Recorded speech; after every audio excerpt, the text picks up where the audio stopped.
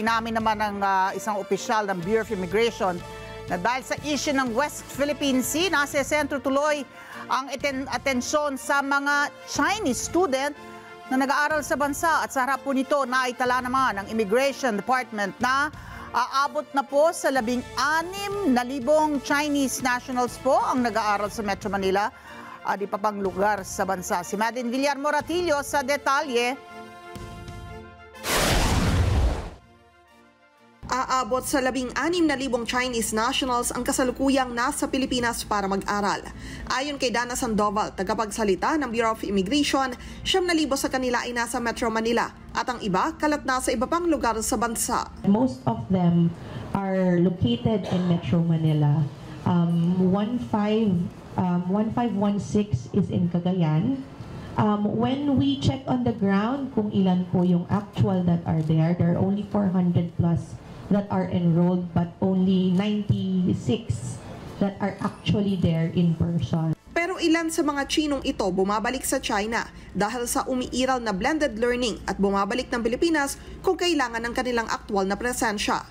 Aminado ang opisyal na pagkatapos ng COVID-19 pandemic ay tumaas ang bilang ng mga Chinese na pumasok sa Pilipinas para mag-aral. What we saw is that there really was a rise in the number of foreign nationals, particularly Chinese, because the country was aggressively marketing the Philippines as an education hub in Asia. Nilinaw naman ni Sandoval na kung ikukumpara sa ibang bansa gaya ng Thailand, Malaysia at Estados Unidos, sa Pilipinas may pinagkakaunting bilang ng Chinese students. Dahil sa issue sa West Philippine Sea ay natutok-an niya ang pansin sa mga Chinese. Pero kung titignan ay marami ring dayuhan ang nagpupunta sa Pilipinas para mag-aral.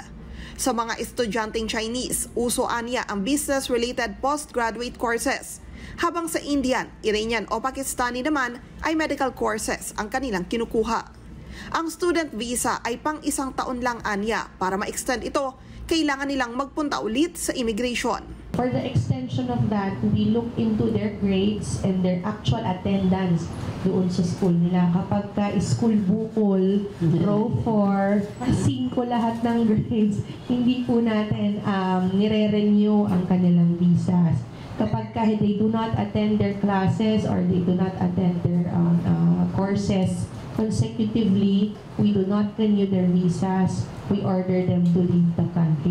Binigyan din ni Sandoval na kung malalaman ng immigration na bukod sa pag-aaral ay may trabahong iba pa sa Pilipinas ang mga dayuhan, maaarian niya itong maging ground para ibasura ang renewal ng kanilang student visa at palayasin sa bansa. Madeline Villar Moratillo para sa Mata ng Agila. Matatag, matapang, matapat. Maraming salamat sa inyo pong pagsubaybay sa Mata ng Agila Primetime. Para malaman ang matatag, matapang at matapat na mga balita, i-follow lamang at mag-subscribe sa @Net25 TV.